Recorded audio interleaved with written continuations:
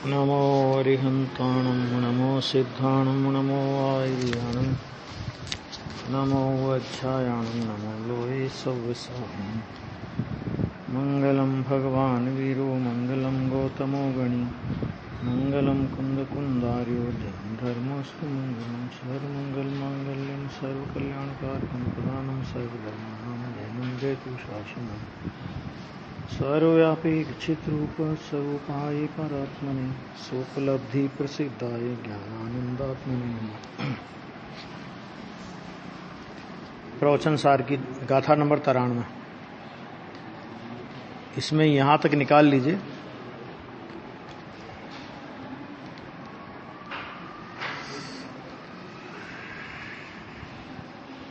ये दो प्रकार की पर्यायों के भेद हो गए थे, समान जाति असमान जाति। अब उसके बाद गुण पर्यायों की दो प्रकार की बात चल रही थी। थोड़ी सी चर्चा हुई थी, लेकिन फिर भी वो चल रही थी चर्चा कि स्वभाव पर्याय भी, जो गुण पर्याय है वो क्या है कि गुण के द्वारा आयत की अनेकता की प्रतिपत्ति के कारणभूत गुण पर्याय है। और वो भी दो प्रकार की, एक स्वभाव पर्याय और दूसरी विभाव पर्याय, है ना। ये विभाव पर्याय में थोड़ी चर्चा करनी है, स्वभाव पर्याय में तो कोई ज्यादा वो नहीं है। उसमें समस्त द्रव्यों के अपने अपने अगुर लघुत्व गुण द्वारा प्रति समय प्रकट होने वाली सट स्थान पतित हानि वृद्धि रूप अनेकत्व की अनुभूति वह स्वभाव पर्याय है। और इसके लिए कल अपनी चर्चा हुई थी कि ये जो सटगुणी हानि वृद्धि है हर द्रव्य के हर गुण की हर पर्याय में होती है, और ये केवल ज्ञान गम्य विषय है ना। नियम सार में जहां पर्याय का प्रकरण चला और ये स्वभाव पर्याय की बात वहां पर भी आई है, अगुण लघुत्व वाली सटगुणी हानि वृद्धि रूप पर्याय की बात वहां भी आई। तो मुनिराज पद्म प्रमलधारी देव ने ऐसा कहा टीकाकार ने कि ये जो सटगुण हानि वृद्धि रूप स्वभाव पर्याय है, जिसको स्वभाव पर्याय कहा, कि ये आगम प्रमाण से मानने योग्य है। मतलब इसका कोई स्पष्टीकरण करना चाहे तो वो इसलिए नहीं कर सकता कि ये जो सट एक समय की पर्याय में सटगुण हानि वृद्धि है। सवाल क्या है, अभी तो एक समय की पर्याय को भी पकड़ नहीं सकते अपन। अब एक समय की पर्याय में सटगुण हानि वृद्धि की जो पर्याय चलती है, जो मतलब उस पर्याय में जो सटगुण हानि वृद्धि होती है, संख्यात असंख्यात और अनंत, गुण वृद्धि और भाग वृद्धि, ऐसे गुण हानि और भाग हानि, संख्यात असंख्यात और अनंत गुण वृद्धि, संख्यात असंख्यात और अनंत गुण हानि, ये होगी गुण की हानि वृद्धि। और उधर फिर दूसरा कि संख्यात असंख्यात और अनंत भाग वृद्धि, और संख्यात असंख्यात और अनंत भाग हानि। इस तरह ये एक समय की पर्याय में सटगुण हानि वृद्धि चलती है, छह गुणी वृद्धि, ऐसा छह गुणी हानि वृद्धि का जो एक समय की पर्याय में चलता है। अब केवल ज्ञान की पर्याय में हानि वृद्धि चल रही है, तो केवल ज्ञान में कोई ऐसा हो जाता होगा जिस समय सटगुणी हानि वृद्धि, तो हानि चल रही है तो केवल ज्ञान में थोड़ा धुंधला धुंधला दिखता होगा। तो ऐसा कुछ नहीं, कुछ अंतर नहीं पड़ता। लेकिन ये पर्याय की कैसी कला है कि ये सर्वज्ञ भगवान का केवल ज्ञान ही इसे जानता है। और इसके बारे में जरा थोड़ा सा विशेष स्पष्टीकरण अगर किसी ने किया है, एक पर्याय में भी अलग अलग प्रकार के नृत्य कला और न जाने क्या क्या बहुत सारा उन्होंने लिया है। पंडित दीपचंद जी कासलीवाल, उन्होंने एक सवैया टीका नाम का एक सवैया लिखा है, खाली उन्होंने एक सवैया, और एक सवैया में इसका डिटेल पूरा दिया है। बनारसी दास जी ने भी वो थोड़ा सा लिया है। लेकिन ये जो सटगुण हानि वृद्धि का विषय है, जब पद्म प्रमलधारी देव जैसे आचार्य ये कहते हो, मुनिराज ये कहते हो कि एक आगम प्रमाण से मानने योग्य है, आगम में लिखा है, हमें स्वीकार है, क्योंकि केवल ज्ञान गम्य विषय है ना। और शुद्ध ज्ञान इससे अधिक नहीं जान सकता, क्योंकि जिन पद्म प्रमलधारी देव ने कारण शुद्ध पर्याय जैसा विषय लिखा और उसे स्पष्ट किया। यदि ये विषय श्रुत ज्ञान के पकड़ का जरा भी होता तो कम से कम पद्म पर मलधारी देव की कलम जरूर चल जाती, है ना। इतनी बात तो पक्की है। तो ये वहां पर भी वो ये लिख करके चुप हो गए कि भाई ये आगम प्रमाण से मानने योग्य है, बस इतना ये हो गया। अब देखो, अब इसमें जो दूसरी एक बहुत अच्छा एक शब्द बहुत अच्छा आया था और वो थोड़ा समझने जैसा है अपने को। दूसरी जो पर्याय होती गुण की, स्वभाव पर्याय तो हो गई, विभाव पर्याय, है ना। अब इसमें क्या लिया उन्होंने कि रूपादि के या ज्ञानादि के, क्योंकि विभाव पर्याय की बात कर रहे हैं और विभाव पर्याय मात्र जीव और पुद्गल के अलावा अन्य द्रव्यों में नहीं होती। ये अपन लोगों को सबको पता है। धर्म अधर्म आकाश और काल द्रव्य में उनका द्रव्य पारिणामिक भाव, उनका गुण पारिणामिक भाव और उनकी पर्याय पारिणामिक भाव। अपन ये समझते हैं कि खाली माने पारिणामिक भाव माने खाली जीव द्रव्य, ऐसा नहीं है। छहों द्रव्य पारिणामिक भाव है। जीव को उनसे भिन्न बताने के लिए परम पारिणामिक भाव कहा जाता है।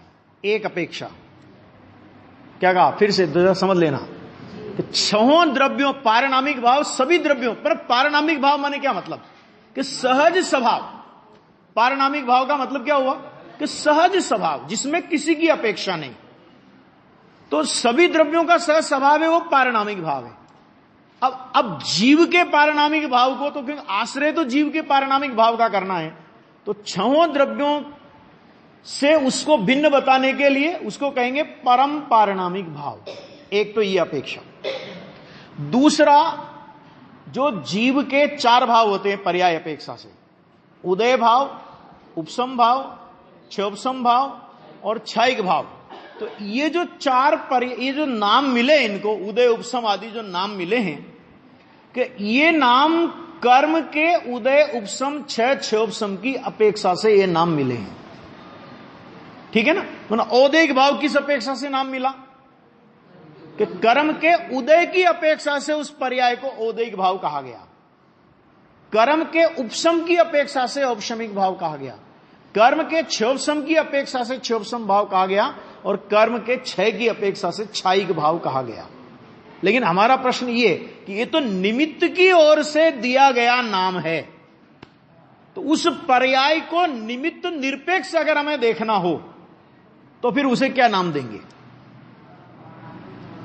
तो उसके लिए कषाय पावड़ में वीरसेन स्वामी ने कहा कि ये चार भाव जिसको कर्म की अपेक्षा से उदय, औपसमिक, क्षयोपसमिक और क्षयिक भाव कहा जाता है, इन पर्यायों को उन कर्म की सापेक्षता से नहीं देखो तो वो प्रत्येक पर्याय पारिणामिक भाव है। हाँ, एक समय की भी। अब जब उस पर्याय को पारिणामिक भाव कहेंगे तो त्रिकाली द्रव्य को क्या कहेंगे? तो फिर त्रिकाली द्रव्य को परम पारिणामिक भाव कहा। आगे दो अपेक्षाएं आ गई। परम पारिणामिक भाव क्यों कहा? एक एक शब्द का महत्व है। परम लगा दिया तो ऐसे नहीं लगा दिया आचार्य ने कि एक परम पारिणामिक भाव जब उसको कहेंगे ना, अन्य द्रव्यों को पारिणामिक भाव कहेंगे, अन्य द्रव्यों को पारिणामिक भाव, क्योंकि हर पारिणामिक भाव सभी द्रव्यों में है, सबका अपना अपना है। उनसे भिन्न बताने के लिए जीव को परम पारिणामिक भाव, क्योंकि आश्रय जीव के पारिणामिक भाव का आश्रय धर्म का, सुख का, शांति का, मुक्ति का कारण होता है। अथवा जीव के पर्याय रूप भावों को कर्म की सापेक्षता से नहीं देखने पर, देखो कर्म की सापेक्षता से वो परिणाम हुए नहीं है। फिर ध्यान से सुनना जरा भी, थोड़ी बारीक बात है। क्या कहा कि ये जो परिणाम हुए ना, कि ये कर्म की सापेक्षता से हुए नहीं है, कर्म की सापेक्षता से इनका कथन होता है। राग होता है तो राग कर्म की सापेक्षता से होता है, माने कर्म के उदय से राग होता है। कि कर्म के उदय से राग नहीं होता, कर्म के उदय की ओर से राग का कथन होता है। माने निमित्त से कार्य नहीं होता, कार्य का कथन निमित्त की ओर से होता है। क्या कहा महावीर जी? महावीर जी समझ में आया कि नहीं? दोनों महावीर जी। समझ में आया क्या नहीं? कोई भी कार्य होता है ना, वो कोई भी कार्य निमित्त से नहीं होता। होता क्या है? निमित्त की ओर से कार्य का कथन होता है, इसलिए वह अब औदैहिक भाव, ऐसे औपसमिक भाव, तो कर्म के उपसम से वो भाव नहीं हुआ, लेकिन वो जो स्वभाव के अवलंबन से जो प्रथम बार शुद्धता का उत्पाद हुआ, उस उत्पाद के काल में कर्म का उपशम निमित्त था, तो निमित्त की सापेक्षता से उस भाव का कथन करना, उसका नाम औपशमिक भाव है। कर्म के उपशम से भाव हुआ है, यह व्यवहार की भाषा, और कर्म की उपशम की ओर से उस भाव का कथन करना, यह भी व्यवहार। क्यों? क्योंकि एक भाव का दूसरे की ओर अपेक्षा से आप कथन कर रहे हैं।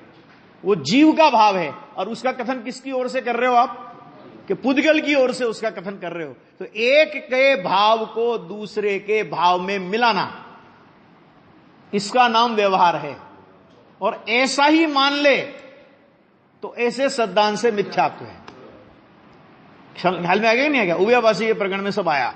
तो वो ये कह रहे हैं कि भाई वो तो ठीक है, कर्म की सापेक्षता से कथन किया, लेकिन वो परिणाम है ना, तो क्या है फिर वो परिणाम? कि वो परिणाम पारणामिक भाव है। मतलब वो परिणाम के होने में उस परिणाम को किसी की अपेक्षा नहीं है, पर की अपेक्षा नहीं है। अभी इतना रखो कि पर की अपेक्षा नहीं है, वो अपने द्रव्य गुण से हुआ। आगे तो इसको भी उड़ा देंगे अभी कि पर्याय अपने द्रव्य गुण से होती है, आगे तो इस बात को भी उड़ाने वाले हैं। लेकिन पहले पर से पर्याय होती है, इस स्थूल विपरीत मान्यता से तो छूटे। तो पर से पर्याय नहीं होती, इतनी सिद्धि करने के लिए पर्याय अपने द्रव्य और गुण से होती है। और वास्तविकता क्या है? यहां कोमा लगी है, फुल स्टॉप नहीं है।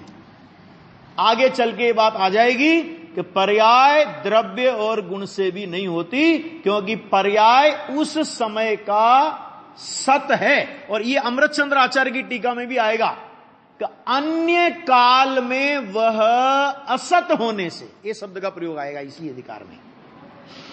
ये पर्याय इसी समय क्यों हुई कि इस पर्याय के होने का यही स्वकाल है। यह पर्याय इसी समय का सत है। इससे पहले और इसके बाद में कि ये पर्याय असत है, ये सब आएगा। लेकिन एक एक स्टेप वाइज तो आएगी ना, सारी बात तो एक साथ आ नहीं सकती। कि पहले बहुत स्थूल विपरीत मान्यता से जीव छूटे, है ना, अपने द्रव्य गुण पर्याय की मर्यादा में आ जावे। ख्याल में आया क्या कहा? अपने द्रव्य गुण पर्याय की मर्यादा में आ जावे। लालचंद भाई इसके लिए एक बहुत बढ़िया बात कहते थे कि प्रमाण से बाहर जाना नहीं और प्रमाण में अटकना नहीं। क्या कहा? प्रमाण माने अपने द्रव्य गुण पर्याय की मर्यादा के बाहर अपना कुछ नहीं है। तो अपने द्रव्य गुण पर्याय की मर्यादा से बाहर मत जाना। तो जो अभी अपन लोग अपने द्रव्य गुण पर्याय की मर्यादा से बाहर गए हैं, अर्थात अपनी पर्याय की उत्पत्ति अपन पर से मानते हैं, दूसरों की सहायता से मेरी पर्याय होती है, पर द्रव्य से मेरी पर्याय होती है, चाहे कर्म के उदय उपशम छेद क्षोभसम से पर्याय होती है। ज्ञानावर्णी कर्म का उदय हो तो ज्ञान रुकता है, ज्ञानावर्णी कर्म का क्षोभसम हो तो ज्ञान खिलता है, दर्शन मोह का उदय हो तो मिथ्या दर्शन होता है, दर्शन मोह का उपशम छेद क्षोभसम हो तो सम्य दर्शन होता है। कि ये जो हम प्रमाण के बाहर लौट रहे हैं अभी, तो आचार्य भगवान ने अपने द्रव्य और अपने गुण से अपनी पर्याय होती है ये कहकर हमें प्रमाण की मर्यादा में ला करके खड़ा कर दिया। लेकिन उसके बाद उन्होंने आगे एक रेड सिग्नल लगाया है कि प्रमाण की मर्यादा में तो तू आ गया, लेकिन इस प्रमाण की मर्यादा में आने पर अब इसी में अटक मत जाना भैया। क्यों? क्योंकि देखो, जो प्रमाण की मर्यादा में नहीं आया, ध्यान से सुन लेना, अभी जो विषय चलेगा सूक्ष्म, अब मैं तो अपने लिए स्वाध्याय कर रहा हूं, ये समझ लीजिए आप। जितना समझ में आए उतना समझना कि प्रमाण की मर्यादा में कोई जीव प्रमाण की मर्यादा में नहीं आवे तो दृष्टि का विषय उसको मिल नहीं सकता, एक बात। और प्रमाण की मर्यादा में अटक जावे राजू भाई तो दृष्टि का विषय हाथ में नहीं आ सकता। मैंने प्रमाण की मर्यादा में आए बिना दृष्टि का विषय नहीं मिल सकता, और प्रमाण की मर्यादा में अटकना छोड़े बिना दृष्टि का विषय नहीं मिल सकता। ख्याल में आया? इसलिए प्रमाण की मर्यादा में आना, क्यों आना? कि प्रमाण की मर्यादा से बाहर, प्रमाण की मर्यादा के बाहर लौट रहा है, वहां से हटने के लिए प्रमाण की मर्यादा में आना। और प्रमाण की मर्यादा में आने के बाद उस प्रमाण की मर्यादा में तेरा जो दृष्टि का विषय है, क्या कि वो दृष्टि का विषय तो खोज ले भाई। अपनी कोई चीज पड़ी है, कहां पड़ी है? कि घर में पड़ी है। अब सड़क पे खोज रहा है कोई आदमी उसे, तो अपन क्या बोलेंगे? मूर्ख है क्या? बिल्कुल है। घूमी कहां थी तेरी चीज? तो वो तो गिरी तो घर में है। तो घर में गिरी है तो भले आदमी घर में तो ढूंढ, कि वो घर में अंधेरा है तो अंधेरे में तो दिखेगी नहीं, और यहां पर बहुत बढ़िया मरकरी बल्ब जल रहा है, हाल में आया ना, तो इसलिए मैं इस मरकरी बल्ब में इस चीज को ढूंढ रहा हूं। मिलेगी कभी? अब घर में गिरी है तो घर तो बहुत लंबा चौड़ा है, माने सड़क की अपेक्षा से घर में आना, लेकिन घर में भी तुझे ये खोजना पड़ेगा कि मैं कहां कहां गया। घर का वो हिस्सा कि जहां आज तक तूने कदम नहीं रखा, और वहां जाकर के वो चीज ढूंढे तो मिलेगी कि नहीं मिलेगी? नहीं मिलेगी। समझ में आ गया कि नहीं आ गया? इसी तरह द्रव्य गुण पर्याय की मर्यादा में आने के बाद, द्रव्य गुण पर्याय की मर्यादा में आने के बाद, प्रमाण की मर्यादा में आने के बाद, उसमें से ध्रुव त्रिकाली स्वभाव वो निकाल करके छांट लेना। समझ में आ गया आपको? मैं हाँ, अब देखो, अब इसमें जो बात चल रही है बहुत गजब की बात चल रही है ये।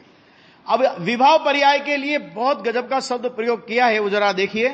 रूपादिक के या ज्ञानादि के, रूपादि और ज्ञानादि दो के लिए इसका खुलासा कर दिया, क्योंकि धर्म अधर्म आकाश और काल द्रव्य में कभी विभाव पर्याय होती ही नहीं, ठीक है, इसलिए उसकी तो बात ही नहीं करे। रूपादिक मैंने रूपादिक में पुद्गल लिया और ज्ञानादिक में लिया जीव, क्योंकि विभाव पर्याय होने का प्रश्न इन दोनों ही द्रव्यों में होता है और किसी द्रव्य में नहीं होता। अब उसमें क्या लिया देखो, स्व पर के कारण प्रवर्तमान, पहला बोल विभाव पर्याय में क्या लिखा? स्व पर के कारण प्रवर्तमान। नीचे खुलासा दिया, स्व माने उपादान, पर माने निमित्त। क्या मतलब? कि कोई भी पर्याय हो वह पर्याय अपने ही उपादान से होती है, और जिस समय वो पर्याय अपने उपादान से होती है उस पर्याय के अनुकूल निमित्त वहां पर होता है। क्या कहा? क्या कहा? कि पर्याय जो पर्याय होती है उसके अनुकूल निमित्त वहां पर होता है। निमित्त नहीं हो ऐसा नहीं होता, और निमित्त से वो पर्याय होती है ऐसा भी नहीं होता, है ना। किसी को सम्य दर्शन हो और दर्शन मोह का उदय तो बना रहे और चारित्र मोह का उपशम हो जाए, कि ऐसा नहीं होता, है ना। और दर्शन मोह के उपशम से सम्य दर्शन हो, कि ऐसा भी नहीं होता। और जिस समय सम्य दर्शन होता है उस समय दर्शन मोह का उपशम ना हो, कि ऐसा भी नहीं होता। ये समझ लेना। इसी तरह निमित्त और उपादान की व्यवस्था है कि किसी भी कार्य के काल में वो कार्य अपने स्व पर के कारण, माने स्व पर माने अपने उपादान, और उस उपादान के अनुकूल वहां पर निमित्त, उससे प्रवर्तमान एक। दूसरा, पूर्वोत्तर अवस्था में होने वाले तारतम्यता के कारण देखने में आने वाले, पूर्वोत्तर पूर्व की अवस्था, बाद की अवस्था, पूर्व की अवस्था, बाद की अवस्था, है ना। तो इन अवस्थाओं में क्या देखा जाता है, पहले की और बाद की अवस्था में क्या देखा जाता है, तो उन्होंने एक शब्द का प्रयोग किया, तारतम्य के कारण, माने हीना दिखता। हीना दिखता कैसी, कि देखो बहुत अच्छा उदाहरण है इसके लिए तो, कि गौतम गणधर को 6 द्रव्य 7 तत्वों के नाम पता नहीं थे। कब नहीं थे, कि जब वो 500 शिष्यों को पढ़ा रहे थे, और भगवान महावीर के समोषण से 66 दिन बाद इंद्र पहुंचा ब्राह्मण का वेश बना करके, और उसने जो प्रश्न किए वो प्रश्न क्या थे, कि सिर्फ अपनी लघु जैन सिद्धांत प्रवेशिका के अलावा कोई प्रश्न नहीं थे। वो यही तो प्रश्न थे, त्रिकाल्यम द्रव्य षटकम नवपद सहित षटकाय जीवलेशा, ये प्रश्न थे ना। तो ये 6 द्रव्य 5 अस्थिकाय कौन से होते हैं, द्रव्य कितने होते हैं, ये कौन से प्रश्न, कौन से गंभीर प्रश्न थे। तो थोड़ी देर के पहले जिस जीव को 6 द्रव्य 7 तत्व 85 काय 9 पदार्थों के नाम पता नहीं, और थोड़ी देर के बाद वही जीव क्या करता है, द्वादशांग की रचना करने वाला गणधर बनता है। बोलो, पूर्वोत्तर पर्याय में तारतम्यता का भेद है। पूर्वोत्तर पर्याय में तारतम्यता माने हीना दिखता, ऐसा होता है। तुष्मास भिन्नम वालों को शिवभूति मुनिराज हैं, जब आत्मा का ध्यान लगाने बैठे होंगे केवल ज्ञान के पहले, तो अंतर्मुहूर्त पहले की स्थिति क्या,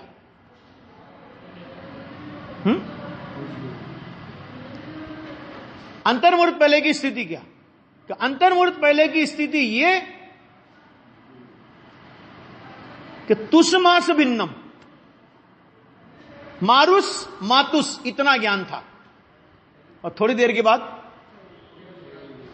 3 काल 3 लोक को एक समय में प्रकाशित करने वाला केवल ज्ञान। तो ये स्वरूप है, पर्यायों का स्वरूप है। एकदम पूर्णता को प्राप्त हो जाती है, एकदम मैंने हीना दिखता। ये तो देखो, वो तो पूर्ण ही हो गए, लेकिन हीना दिखता। गौतम गणधर का दृष्टांत हीना दिखता का दृष्टांत है, समझ आ गया। और शिवभूति मुनिराज का दृष्टांत क्या है, कि पूर्णता का दृष्टांत है।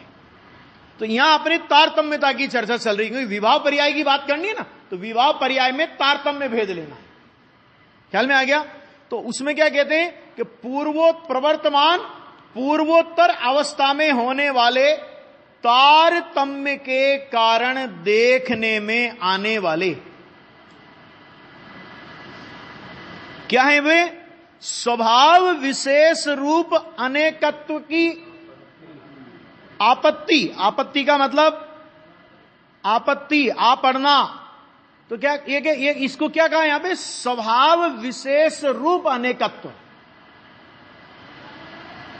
है। कौन सी पर्याय है, विवाह पर्याय। और विवाह पर्याय के लिए क्या शब्द का प्रयोग कर रहे हैं, कि स्वभाव विशेष रूप। ये शब्द इसमें बहुत मार्मिक है।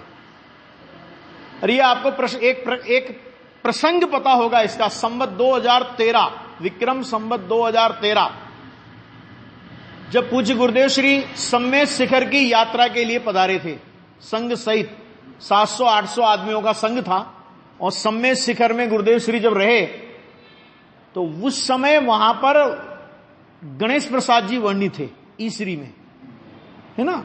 तो गुरुदेव श्री की उनकी मुलाकात हुई वहां पर। गुरुदेव श्री का 72 नंबर की गाथा पर समय सार पर प्रवचन हुआ। वर्णी जी उस प्रवचन में बैठे।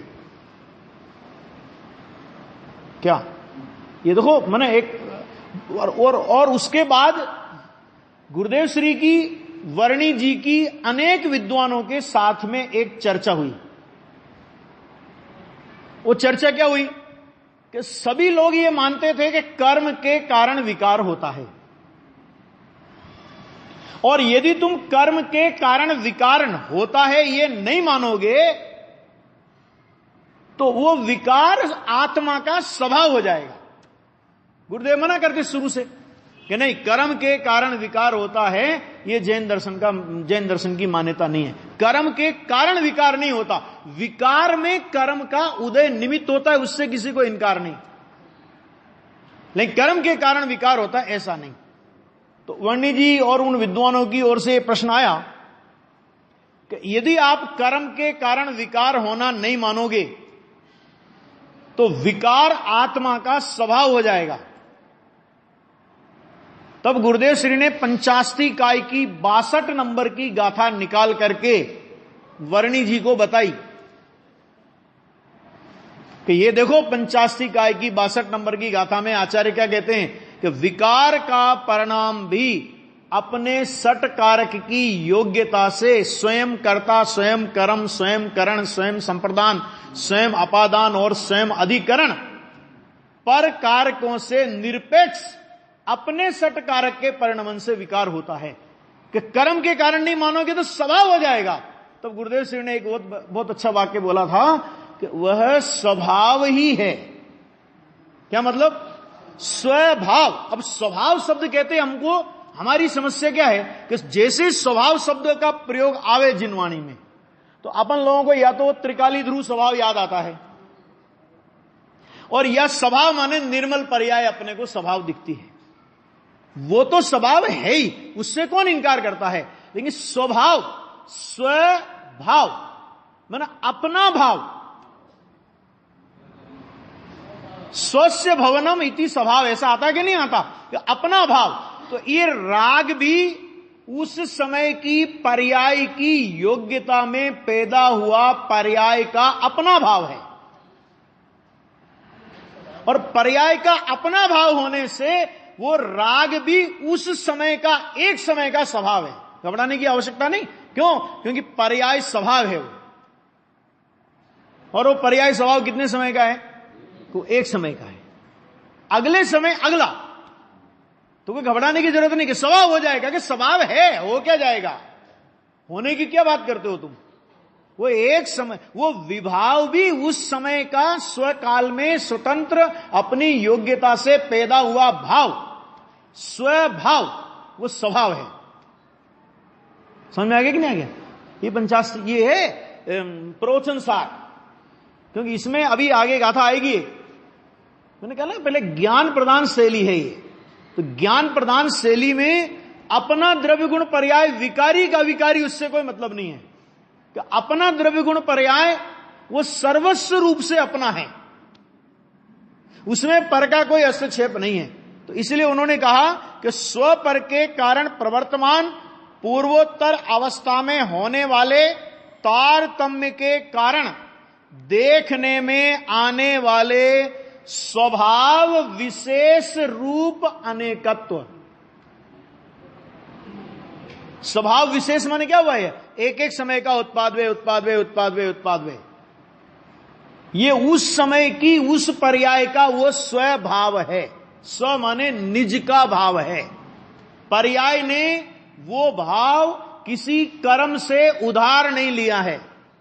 अरे तीव्र मिथ्या दर्शन का परिणाम हो कि वो तीव्र मिथ्या दर्शन का परिणाम भी उस समय की पर्याय का अपना स्वभाव है। माने वो तीव्र मिथ्या दर्शन का परिणाम भी उस पर्याय ने कर्म से उधार लिया है, ऐसा नहीं है। ये प्रवचन सार की शैली है। और ये मैं नहीं, 189 गाथा में आगे आएगा तो उसमें ये बात लिखी है, इसी अधिकार में आएगा, आत्मा राग परिणाम का ही करता है ना। निकाल लो प्रवचन सार, निकाल लो, आपके पास है ना, सबके पास, इसमें भी रखा है ना। मेरे को अभी इसमें निकालूंगा तो वो लगेगा। 189 गाथा निकालो।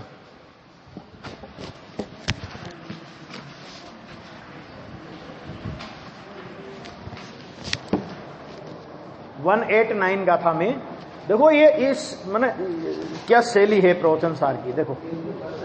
हाँ हाँ हाँ,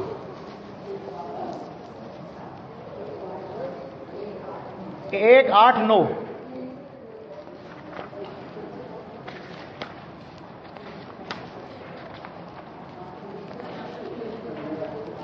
देखो, मिल गया। 350 पेज है नए में, ठीक है। अभी देखो इसे, इसमें यहां टीका देखिए इसकी जरा। राग परिणाम ही आत्मा का कर्म है। क्या कह रहे हैं आचार्य? राग परिणाम ही आत्मा का कर्म है, वही पुण्य पाप रूप द्वैत है। आत्मा राग परिणाम का ही करता है, उसी का ग्रहण करने वाला और उसी का त्याग करने वाला है। यह शुद्ध द्रव्य के निरूपण स्वरूप निश्चय नय है। क्या कह रहे हैं? आ गया समझ में आया कुछ? क्या कह रहे हैं कि राग परिणाम ही आत्मा का कर्म है। राग परिणाम ही, यहां राग परिणाम ही आत्मा का कर्म है, इसका मतलब शुद्ध पर्याय आत्मा का कर्म नहीं है। ये अर्थ होगा? ये अर्थ होगा क्या? ये नहीं है।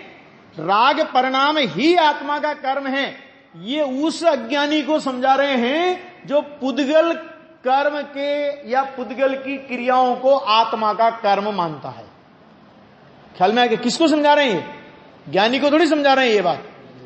जो पुद्गल के कार्यों को आत्मा के द्रव्य गुण पर्याय की बाउंड्री से बाहर, यानी प्रमाण से बाहर जो लौट रहा है, उसे समझा रहे हैं कि तेरी मर्यादा राग तक है, उससे आगे तेरी मर्यादा नहीं है। कि वही आत्मा का कर्म है, वही पुण्य पाप रूप द्वैत है। आत्मा राग परिणाम का ही करता है। क्या मतलब इसका? कर्म का करता नहीं, शरीर का करता नहीं, अत्यंत भिन्न पर पदार्थों का करता नहीं। इसका मतलब ये नहीं कि राग परिणाम ही का करता है, वीतराग भाव का करता नहीं है। ये नहीं सिद्ध करना है। समझ में आ गया? नहीं आ गया? हाँ, अब देखो। अच्छा, उसी का ग्रहण करने वाला और उसी का त्याग करने वाला है। इसका मतलब क्या?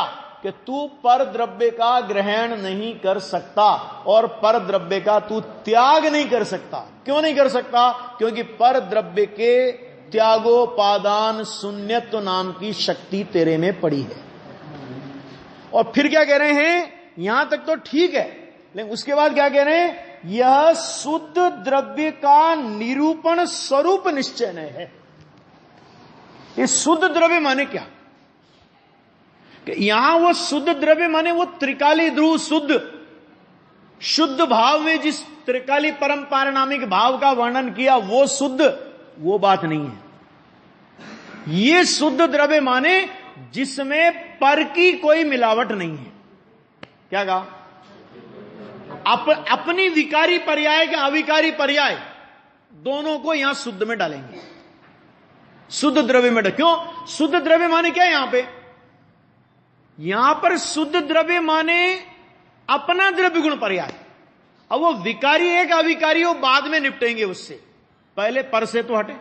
कि भाई कहते नहीं कहते, ये शुद्ध रूप से तेरी बाउंड्री है, ये है इसका मतलब। ये दृष्टि का विषय वाला शुद्ध द्रव्य नहीं है। इस शुद्ध द्रव्य का आश्रय करने जाए अगर कोई, कि देखो लिखा नहीं लिखा, निरूपण स्वरूप शुद्ध द्रव्य के स्वरूप निरूपण स्वरूप निश्चय है, और शास्त्र में लिखा कि निश्चय नहीं का जो आश्रय लेता है वो समय दृष्टि होता है, ऐसा मान करके कोई इस शुद्ध द्रव्य का आश्रय लेने जावे कि वो बात नहीं है।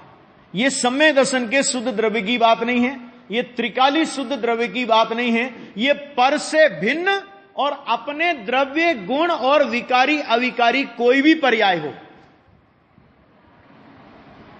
मतलब क्या? कि ये शुद्ध रूप से तेरी बाउंड्री है। अब विकार और अविकार कि ये अपने घर का मामला है, ये अपन घर में निपटेंगे, बाहर से तो हटे कम से कम। ये प्रवचन सार ये काम करता है। प्रवचन सार प्रमाण की बाउंड्री में जीव को लाके खड़ा करता है। समझ में आ गया? मैंने प्रमाण से बाहर जाना नहीं, ये काम करता है प्रवचन सार। और प्रमाण में अटकना नहीं, ये काम करता है समय सार। हालांकि ये बात प्रवचन सार में नहीं आई है, ऐसा नहीं है, और समय सार में भी प्रमाण के बाहर नहीं जाने की बात नहीं आई है, ऐसा नहीं है, लेकिन मुख्यता की बात है। मुख्य शैली क्या है, आया समझ में कि नहीं आया? है ना? ये इतनी बात इसमें आई। ये माने दो तरह की पर्यायों की जो चर्चा आई ना, तो ये दो तरह की पर्याय में आ गया कि उस स्व पर के तारतम्य, पूर्वोत्तर अवस्था में होने वाले तारतम्य के कारण देखने में आने वाली स्वभाव विशेष रूप। ये स्वभाव विशेष कौन सा है? ये एक समय का परिणाम स्वभाव, एक समय का पर्याय स्वभाव। तो स्वभाव विशेष रूप अनेकत्व है ना, तो उस अनेकत्व की आपत्ति वह विभाव पर्याय है। और ये मैं इसी पैरा पर गुरुदेव श्री का पूरा प्रवचन पढ़ करके आया हूं। ख्याल में है ना, मैं तो पूरा विषय पढ़ के इसलिए आता हूं कि क्या कोई बात उसमें नई आई हो जो अपने ख्याल में नहीं होवे, कि अपनी स्वाध्याय मुख्य है। समझ में आया कि नहीं? तो गुरुदेव ने भी ये प्रकरण उठाया, कहता विभाव को भी स्वभाव। तो फिर गुरुदेव ने जो अभी मैंने घटना आपको बताई, तो वो सारी घटना गुरुदेव ने याद की कि आपने बात થઈ गई है।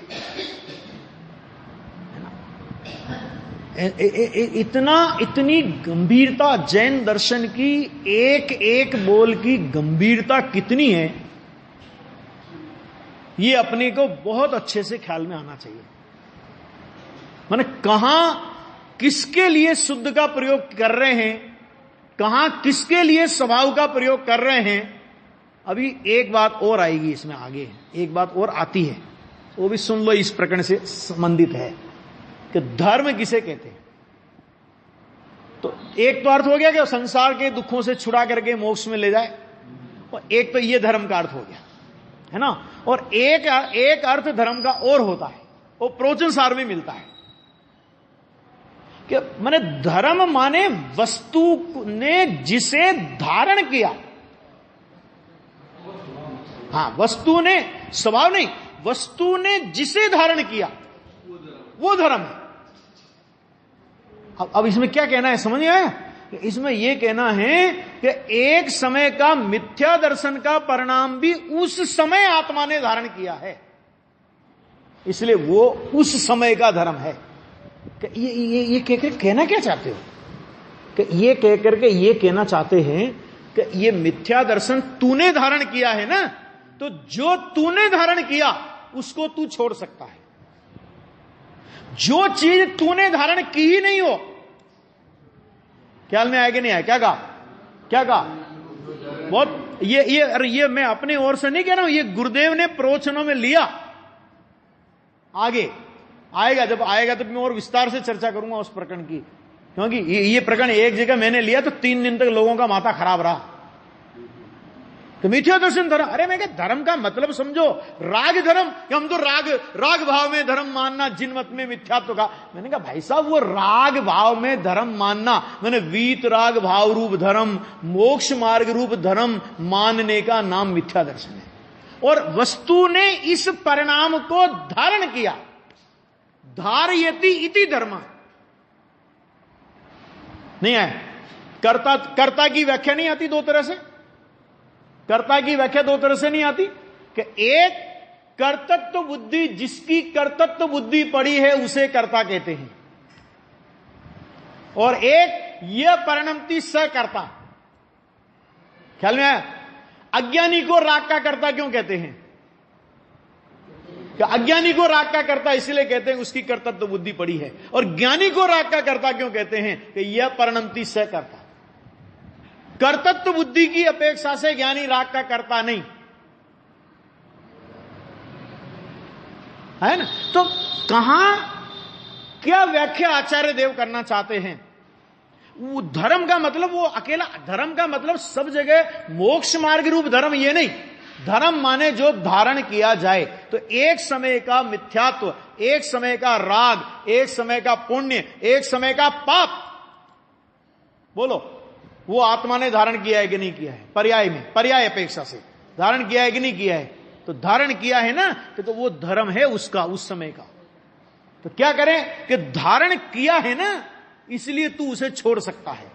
क्यों? अगर तूने धारण नहीं किया होता तो तू छोड़ भी नहीं सकता था। इसलिए देखो यहां लिखा ना, राग परिणाम का ही ग्रहण करने वाला है और राग परिणाम का ही त्याग करने वाला है। बोलो क्यों लिखा है?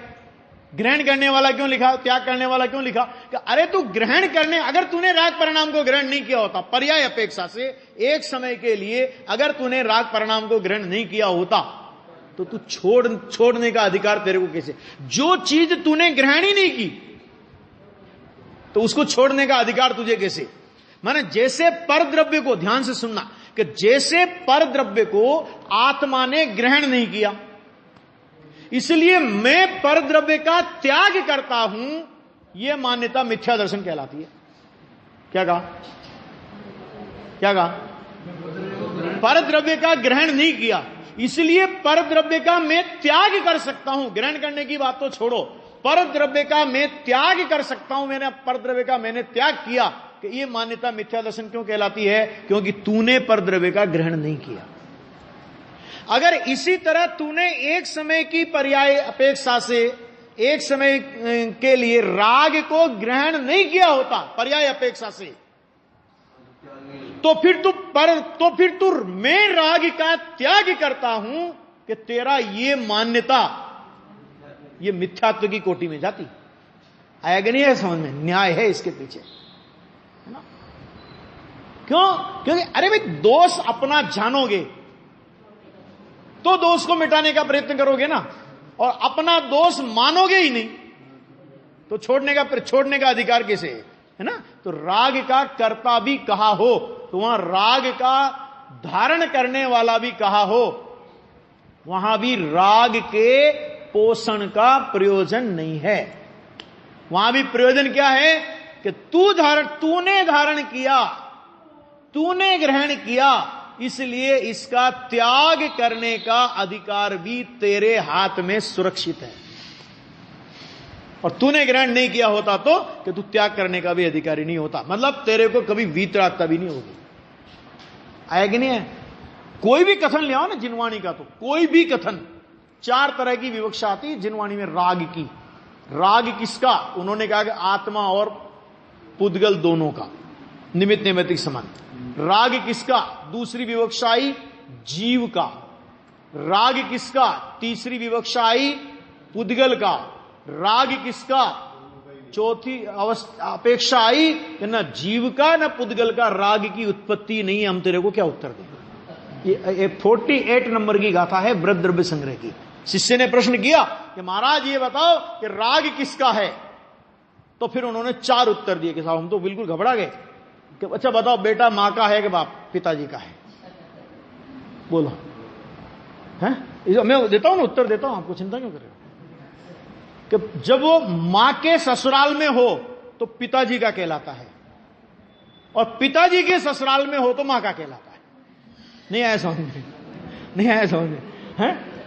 अगर वो लड़का अपने ननिहाल में हो तो ननिहाल में वो बेटी का लड़का पहचाना जाता है ना? और अपने घर में हो तो पिता के नाम से पहचाना जाता है। ऐसे ही राग की हालत समझ में आया ना? आचार्यों ने बहुत कमाल किया है भैया, ये बहुत गहरा दर्शन है। समझ में आ गया? यहां तक चर्चा हुई, शेष चर्चा अपन और आगे करेंगे।